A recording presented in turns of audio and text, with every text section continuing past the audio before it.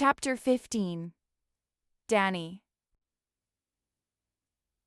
Okay, Cassie said, but you really need to listen to me. I walked down the hall with Cassie and two of her friends, Liz and Lily, off to school.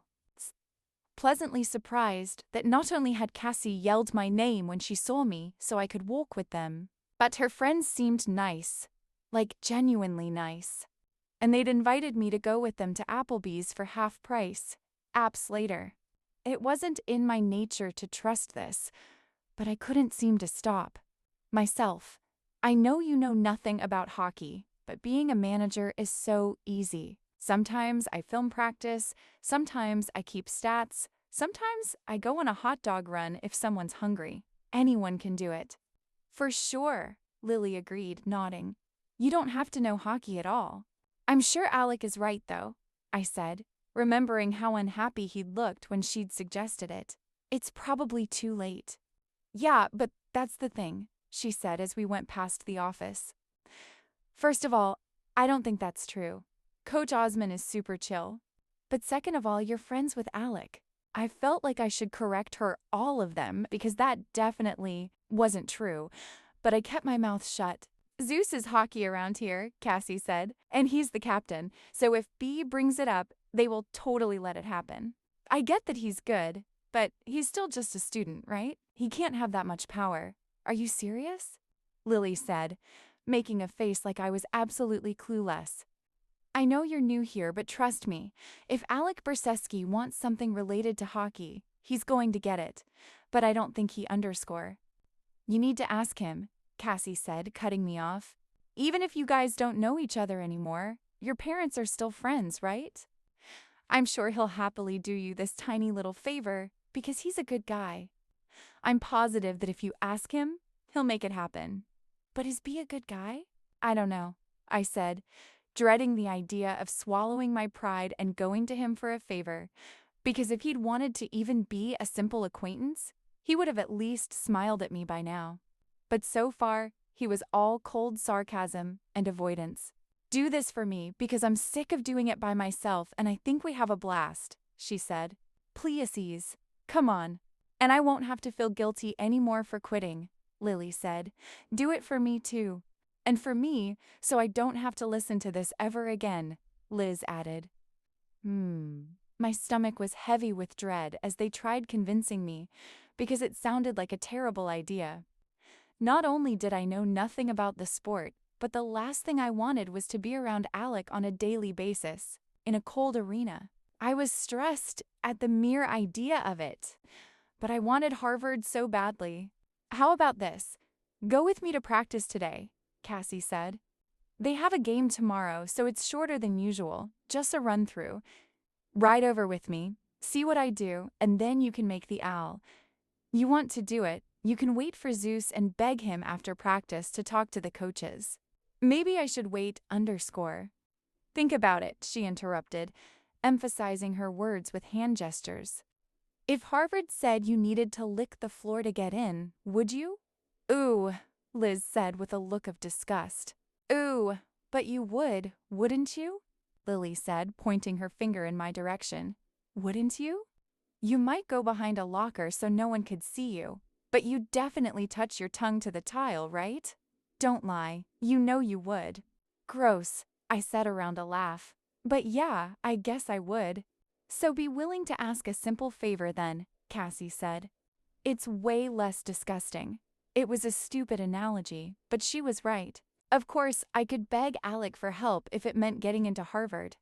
Who cares if he's a dick now, swallowing my pride and begging him? To help me was nothing if it gave me the extracurricular I needed to get in. Honestly, I probably wouldn't even have to see him at practice because I'd be too busy doing manager Y things and he'd be, like, hitting pucks with sticks and stuff. Okay, I said, nodding and suddenly kind of excited. Tell do it!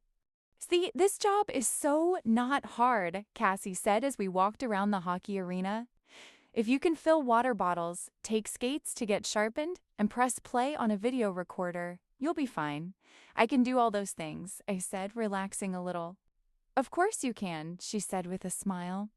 Let me show you around. She showed me the girls' locker room, the maintenance closet, the equipment room, the snack bar, basically every nook and cranny of the Doug, what everyone called the Douglas Goa Arena, apparently. She walked me past the huge mural that stretched all the way down the back wall, a photographic history of Southview hockey. I think that's your grandpa, isn't it? She asked, pointing at a team from the 70s. I narrowed my eyes and bally shit. The big guy in the back row was, in fact, Grandpa Mick. He was grinning, something he rarely did now, but his eyes were exactly the same. He was young and handsome, sweaty, holding up a finger just like everyone else in the picture. It was shocking, in a way, to see him looking so unabashedly happy, like he'd burst into laughter the second the photo was snapped. What happened to change him so much, I wondered. Yeah, I said, running my hand over his image, curious if he'd been here when they'd unveiled the mural. Surely he had, and I wondered how he'd felt. I knew so little about his life, aside from being my grandpa, and suddenly I wanted to know more. Come on. After that, Cassie did a quick tutorial of the skate sharpening machine, the sparks which she talked about like it was the easiest thing in the world to use. But it terrified me. What if I screw up someone's skates? I asked. You won't, she said with the wave of a hand. Most of the guys have a specific preference on how they want them sharpened, and the ones who don't usually go with the average. It's not a big deal at all. It was so a big deal I suspected. Okay, let's go closer to the ice and I'll show you how to film. Yes, filming, that I could handle. And as I followed her, I knew this was manageable, that this extracurricular was something I could do without screwing up.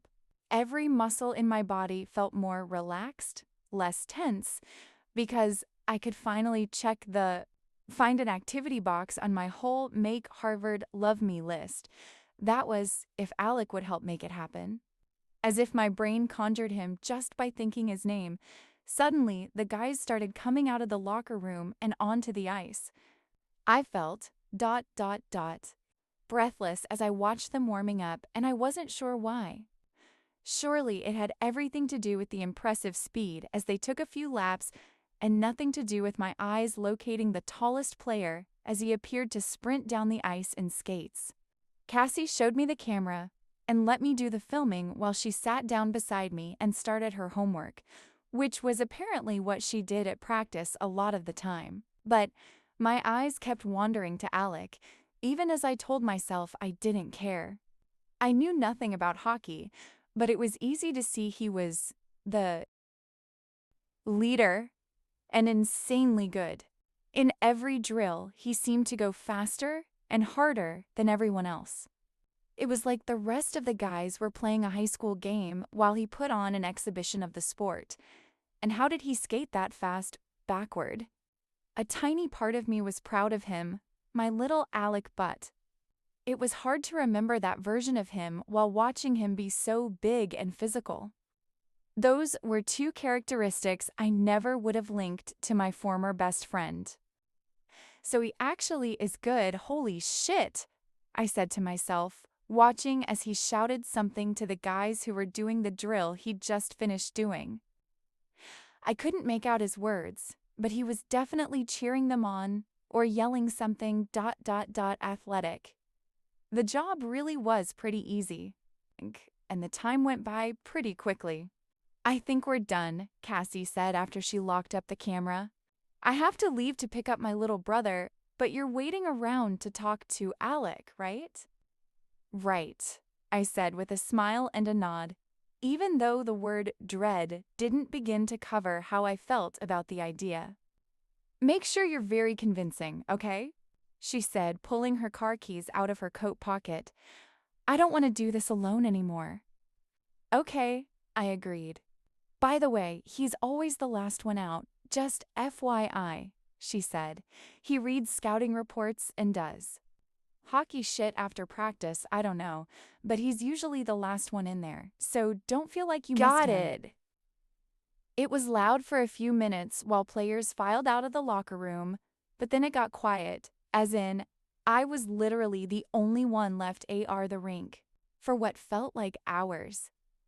Where is Bay? I nearly had a heart attack when my phone started ringing with a FaceTime call, sounding crazy loud in the big empty rink.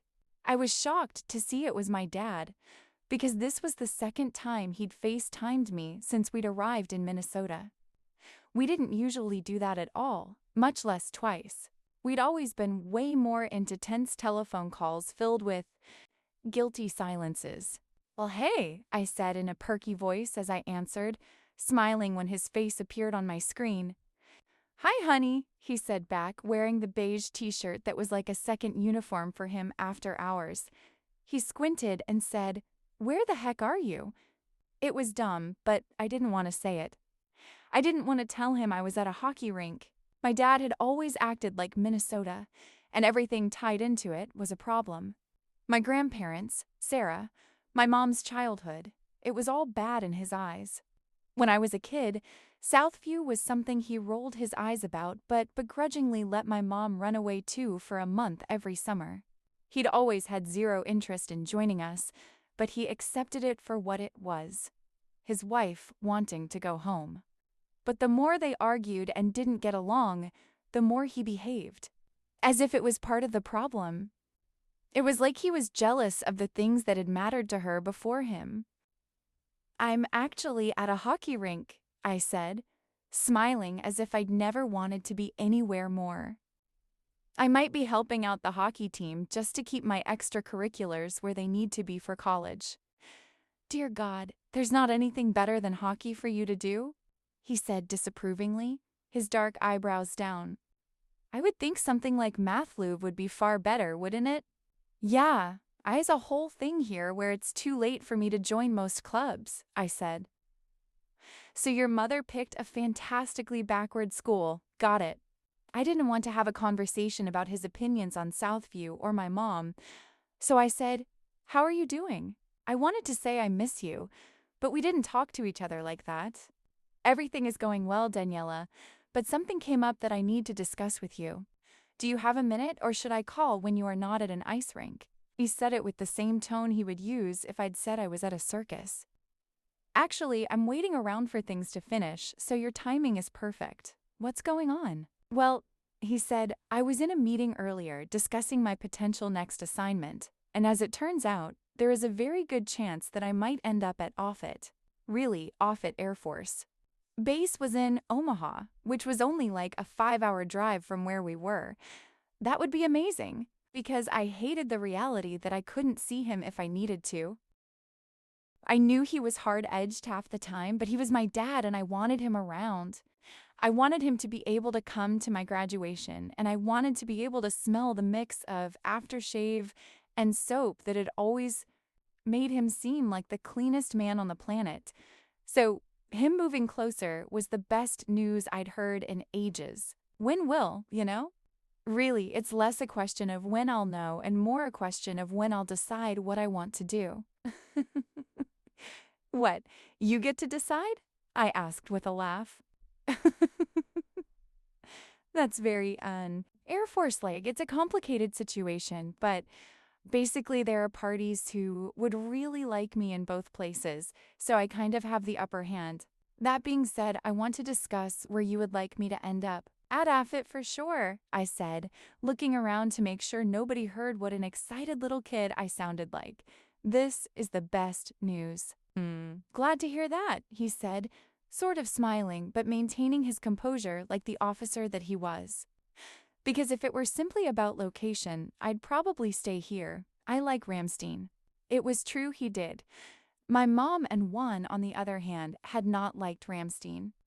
Germany had been incredible, but on a daily basis, we'd felt a million miles away from everything familiar, stuck on a faraway military base. "But the opportunity to be with you trumps location," he said, and warmth shot through me, because my stern father was admitting he missed me. That meant everything. "Obviously, your mother and I will have to carve out the details on how I would work, because it's too far to do the every other weekend type of thing, but, 7 Hink, I'd make sense for you to come live with me at Offutt until school ends." It's fine if she wants to run around up there, but you shouldn't have to be stuck in the tundra just because she's reliving her childhood, right? I looked at his face on my phone and was confused for a second. Asterisk, you can spend the summer with her before you go away to school once the weather's nice up there. Wait, what? I couldn't be hearing him right. He wanted me to leave my mom? Well, I prefer Germany, but I prefer my daughter's company more, of course. So if you want to live with me, then I will take the offered assignment. If you want to stay up in Minnesota with your mother, then I will probably re-up my assignment at Ramstein. Those are the only options? I asked, hating that my voice sounded thick and like I was going to cry. You're only coming back to the States if leave mom and live with you full time. There's no need to get emotional, Daniela. I'm just trying to have a conversation. Not emotional, I said, fully aware of how defensive I sounded. I'm just trying to understand. TE's simple. I'm happy to leave Ramstein to spend time with you, but that's not what you want. I'm probably going to stay here. Does that make sense? God, I hated the way my dad always said that. Does that make sense? He never failed to make me feel like a stupid little kid. When he threw out those 4 words, he was watching me with zero emotion on his face, sternly observing. My pathetic attempt at holding mine in. Why couldn't he ever make things easy? All I wanted was an easy relationship with him, and it fell.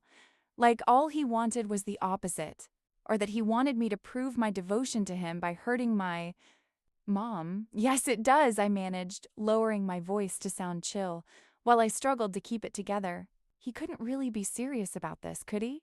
No, your mother won't be thrilled with this plan, he said, but I think if she knows it's what you want, she'd be okay with it.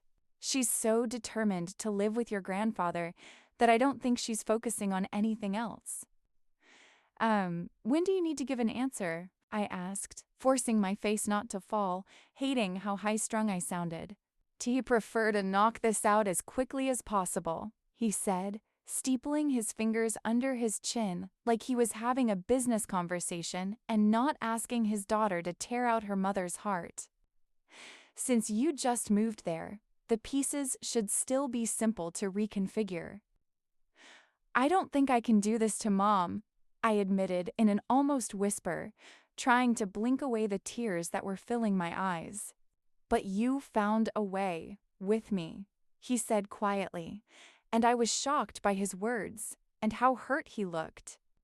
Colonel Collins didn't get hurt. He was a robot, wasn't he? That's not. Sometimes choices aren't easy, Daniela, I know, but I turned the phone away from me, pointing it. Cowered the roof so he couldn't see me wiping away the tears. Okay, so now we're crying, he said disappointedly, sighing loudly, and I was glad I couldn't see his face. Team, sorry if you're upset, and I'm not going to force you to move. I thought this might be something you'd want. My chest was so tight it hurt. I do want to underscore. No, I don't think that you do, he interrupted. I couldn't believe I was crying in the middle of a hockey rink, like full-on crying, but I couldn't seem to stop the emotions as I listened to his voice.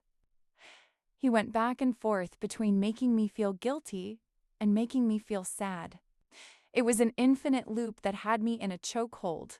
I kept wiping at my cheeks and trying to get it together, but I felt precariously close to sobbing when I heard him disconnect the call. And then shit, I heard voices. I didn't have a visual on who was coming or where they were, but I also couldn't see through my tears. All I knew was that I couldn't have anyone at this school or on this hockey team see me bawling like a baby at the hockey rink. I got off the bench and ran for the maintenance closet. I needed to lock myself in a dark room and get my shit together before I saw anyone. Please be unlocked. Please be unlocked. As someone who didn't cry a lot, I found it alarming how freely the tears were flowing. There was no hiding that I was crying, and there was no stopping my eyes from whatever they were doing. I reached for the handle. Thank you for being unlocked. Opened the door, then quickly slipped inside and shut it behind me. But I immediately knew I'd screwed up when, even through the tears, I could see that the room was big and bright. Not a closet at A, and it smelled like dirty socks in a heater. I wiped at my eyes and realized I was in a locker room. Holy shit. Thank God no one is in here. I leaned my forehead against the cold wall and took a big, gasping breath, but it came out as a hiccuping sob. I covered my eyes with my hands, giving in to the despair for a second. Danny, fuck. I quickly wiped at my eyes before turning around, hoping somehow I didn't look as bad as I knew I looked. But when I turned around, my heart sank to my feet. It was Alec. Oh God. Not only was I mortified that he was seeing me bawling, but also, dear Lord, he was naked. Not completely naked. He was wearing black boxer briefs, but his hair was wet and his muscles were everywhere, and I could smell his soap or shampoo. He'd obviously just gotten out of the shower. Shit. Shit. Shit. Oh my God, I said, hating that I was still crying. I could bear the crying in my voice as I muttered, "I'm so sorry. I did not mean to come in here." Donnie. He took quick steps toward me and grabbed my upper arms in his hands, his voice so serious when he asked, "What's wrong?" His dark eyes swept over my face, and it felt like he was holding his breath, waiting to hear what had happened. And one was mortified that it was nothing. No terrible thing had just happened to me. I was just a sad little girl who couldn't please her dad. Nothing, really. My dad called and ... I mean, I'm fine, I said, sounding like a frog because my throat was so damn tight. You're not, though, he said, and something about the concern in his voice did the opposite of helping me get myself together. His concern made me shatter. Collins, he said, almost with a question mark, pulling me into his arms as the stupid tears wouldn't stop, wrapping himself around me. His hug felt like home, like something I could count on, and there was nothing I could do but snake my arms around his neck and take refuge.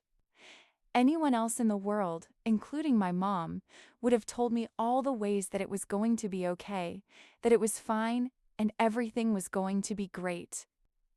But Alec knew me and the way I felt about my father, or at least he used to. He just hugged me tighter as I attempted to get myself together. Team, sorry. I managed to hiccup out after a few more minutes. The tears were finally stopping, thank God, so I pulled back, wiping my cheeks, and gave him what I knew was a pathetic smile. "I don't know what's wrong with me," I said, sniffling, "but thank you for being cool about my little breakdown." "There's nothing wrong with you," he said, his voice scratchy, his forehead creased. And as he looked down at me with those dark eyes and that impossibly handsome face, I realized that I was still wrapped around his nearly nude body. "Sorry," I managed, but when I tried pulling away, I was jerked forward. "Your necklace," he said, and I looked down and saw that his chain was tangled up with my necklace. I literally couldn't pull away from him because we were tied together by jewelry. "Oh," I breathed, incapable of more than that, because it was so absurd that my face was literally right next to his neck, which smelled really frickin' good, holy shit, and I could feel his breath on my collarbone. "Hang on," he murmured into my neck, and then after a second felt the necklaces separate as he said, "Got it." "Thank you, Alec," I said, looking up at his face, but not letting go of his shoulders. Not yet. I was thanking him for more than the necklace, and I could tell by the way he was looking at me that he understood. I didn't mean, "Whoa." I heard from behind me in a deep, growly voice, "What, the Burcheski?" We both whipped around, and I wanted to die as I saw not only the hockey coach standing there, scowling at us, but 3 other grown men beside him who stared like they'd just caught us having sex in the locker room, jumped apart. "What the hell is going on here?" the coach yelled, and we quickly. Calm he sounded. "This isn't what it looks like," Alex said, and I was amazed at how. A girl in my locker room. "Really?" the coach said in a near shout. "Because it looks like there's I said I accidentally gives.